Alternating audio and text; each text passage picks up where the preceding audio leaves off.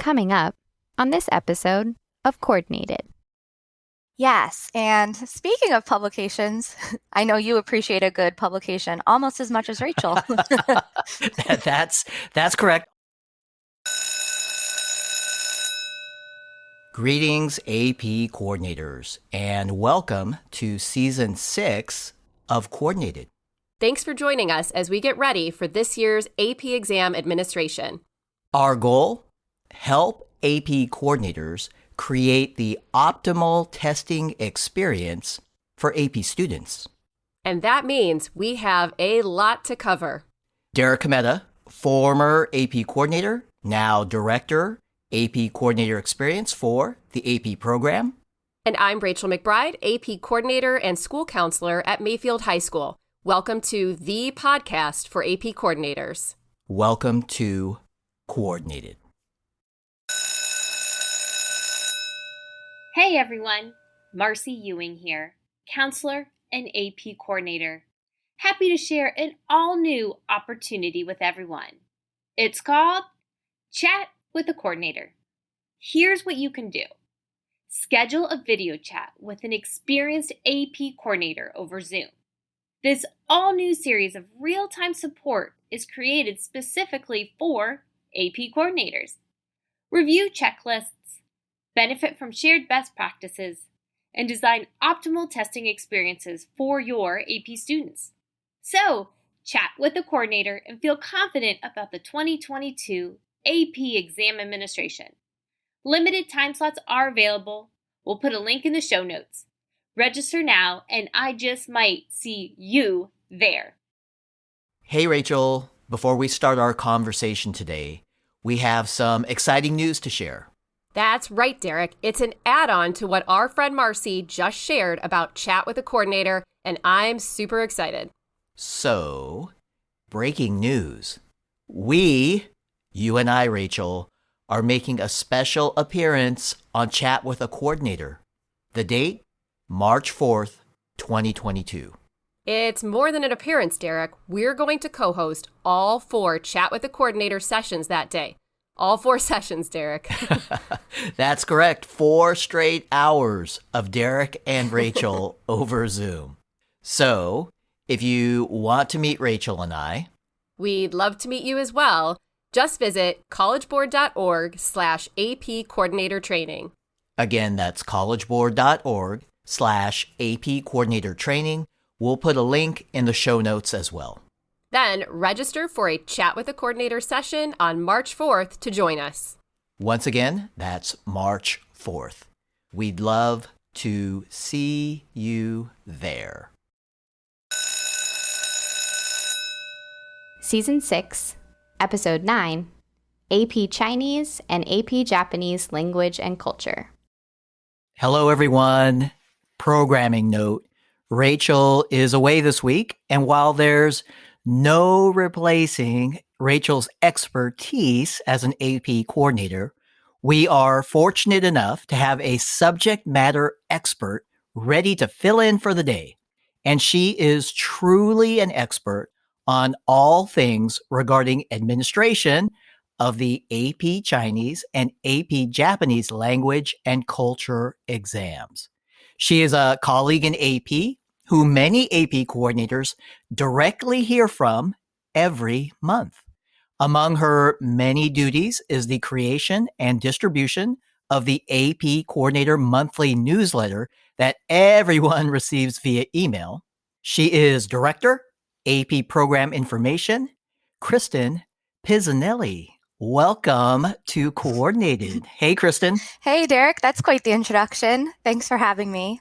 I'm happy to chat with you and so many AP coordinators. This is actually my first podcast appearance. Well, welcome then. If I had planned this a little bit better, I would have added some walk-up music to your introduction. You know, like at a baseball game when the next batter is stepping up to the plate.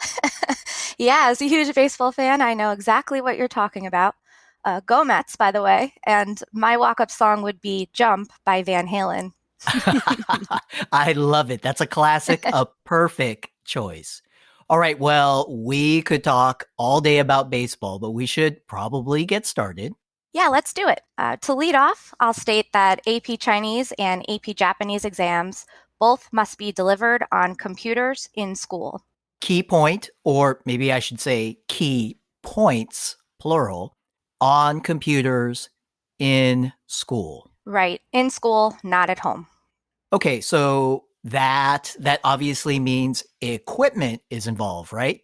Right. The exams can be delivered on Windows PCs, school-managed Chromebooks, and Mac computers.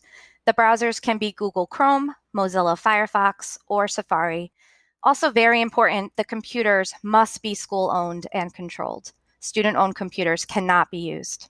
That makes sense for schools that have administered these exams in the past. That's nothing new. Nothing has changed there. Correct, yeah. In fact, if schools administered these exams last year and the exam application is still installed on testing computers, the good news is that the exam application doesn't need to be reinstalled this year. It will automatically update when schools open the exam application again this spring. Hey, that's very nice. And Kristen, I'm going to switch subjects a little bit. How about headsets? We often hear questions from schools about headsets. Yeah, glad you mentioned that. Headsets are required for each student taking the exam. And can the headsets be connected by Bluetooth? Great question. The answer is no. As with all AP exams, Bluetooth devices are not allowed in the exam room. Understood. Hey, one more headset question, Kristen. Can students bring their own headsets? That's another really great question. So the AP program doesn't specify, but it's strongly advised that headsets be school-owned.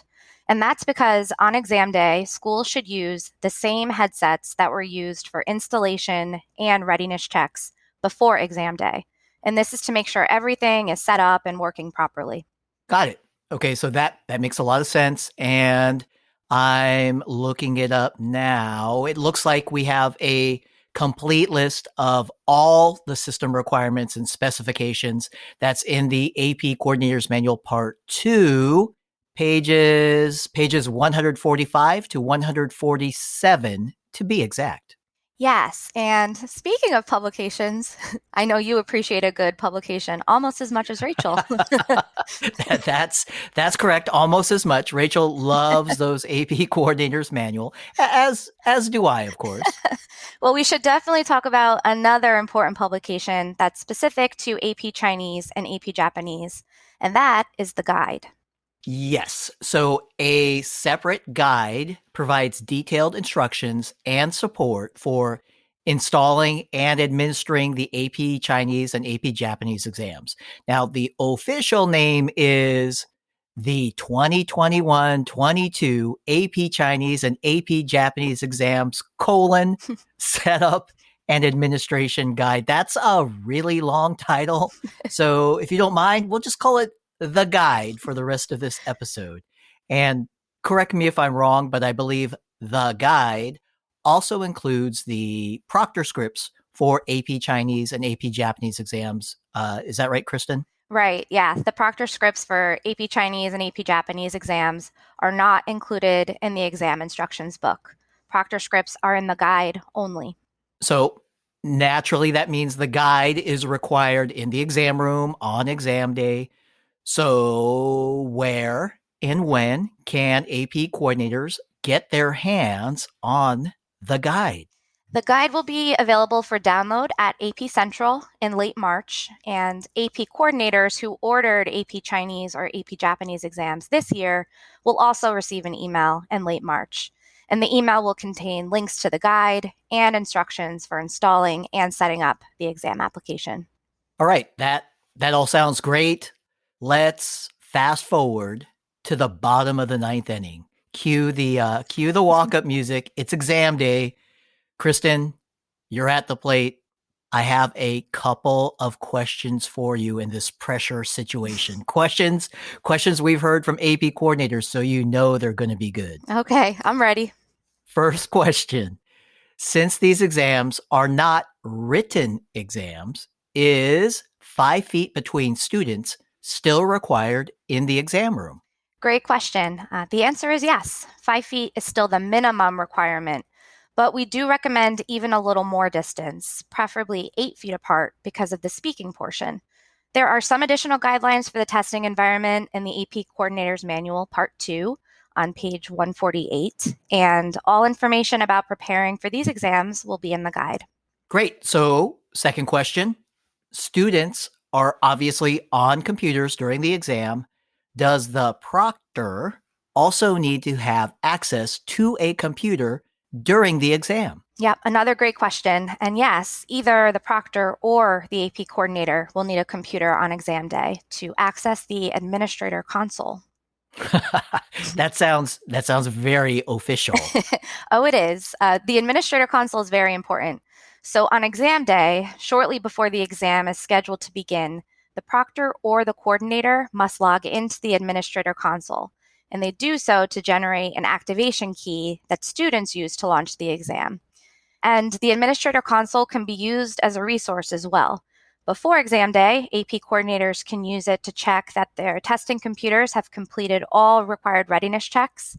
And then on exam day, it also allows AP coordinators or proctors to view the status of exam progress on each computer. And of course, more information will be in the Kristen, let me guess. More information will be in the guide. You got it.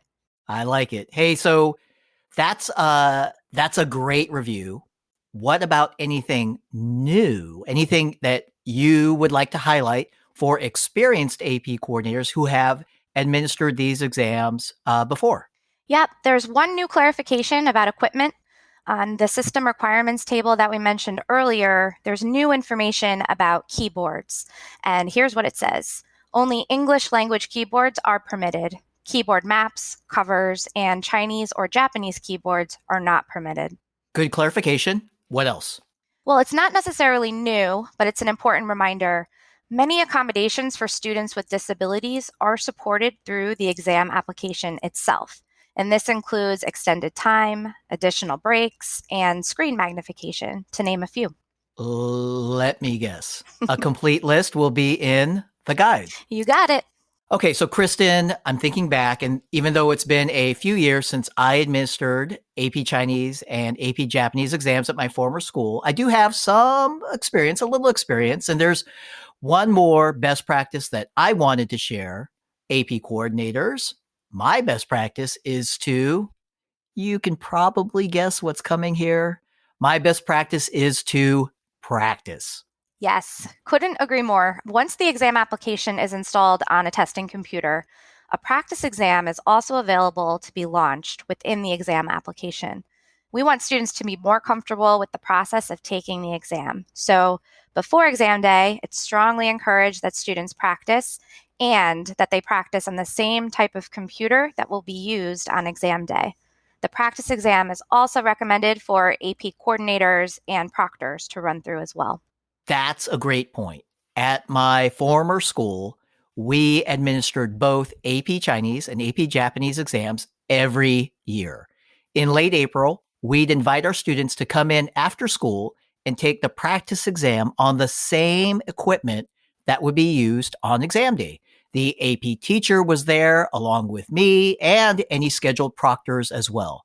This way, everyone got a preview of what the exam day experience was going to be like. It was so helpful. That's awesome. But about your AP teacher. I know what you're going to say. My AP teacher was there for the practice session, but of course, the AP teacher was not in the exam room on exam day. We all know that's not allowed. Okay, good. Just checking, Derek. No offense. None taken. Thanks for sharing the reminder about proctor eligibility. Kristen, this has been so helpful. You have been so helpful. Thank you. Besides the AP Coordinators Manual Part 2 and the guide that we talked about, how can AP coordinators get additional help? Especially, I'm thinking, with any tech questions. Yeah, I'm happy to say that technical support is available. We're ready to provide assistance with all software-related questions and issues. There's an email and a phone number that you can reach out to, and of course, we'll put both in the show notes. And that support is also available on exam day as well. It is, yep. But it's also important to note that most exams do run smoothly. In fact, in a recent survey, 87% of responding AP coordinators said it was easy to use the exam application on exam day in 2021, and 96% of AP coordinators said that students were comfortable taking these exams. Thanks for sharing that, Kristen. That's really good news. And hey, I think AP coordinators know this. AP coordinators know a successful exam day experience does not begin on exam day. It begins with the preparation that students, teachers, and the AP coordinator all put in ahead of time. A little goes a long way. Yeah, it really does. Kristen, thank you so much for all you do to support AP coordinators. We truly appreciate it. And thanks for being on the show today. Thanks, Derek. It's been a great opportunity. Great talking with you. And thanks to all the AP coordinators who do amazing work to support their students. And with that, Kristen, I think you just crushed a walk-off home run. So before you take your curtain call, let me say thanks, everyone. We'll talk with you soon.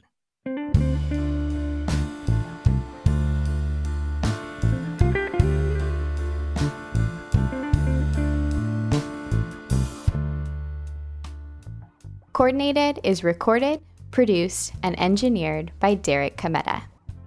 Derek also co-authors the show, along with Kimberly Casey and Rachel McBride. Audio review by Elisa Aloyo, Dale Glazer, and Tierra Pinto. Our executive producer is Edward Biederman. Podcast logo courtesy of the amazingly talented Amy O. Amy is enjoying her senior year at Savannah Arts Academy. We thank Jackie Ray for our theme song, Good as Gold. Jackie is a former AP Music Theory student at Oakton High School. Additional vocal support by myself, Carly Suge, AP Coordinator at Costa Mesa High School in Southern California. Special thanks to all my colleagues in the AP program for supporting our show. And AP coordinators, we cannot say it enough. Thank you. We appreciate you. And for all your support of AP students, you are truly good as gold.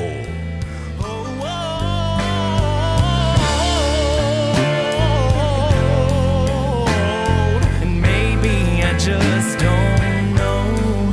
I'll say it over and over and over again till I believe it's so.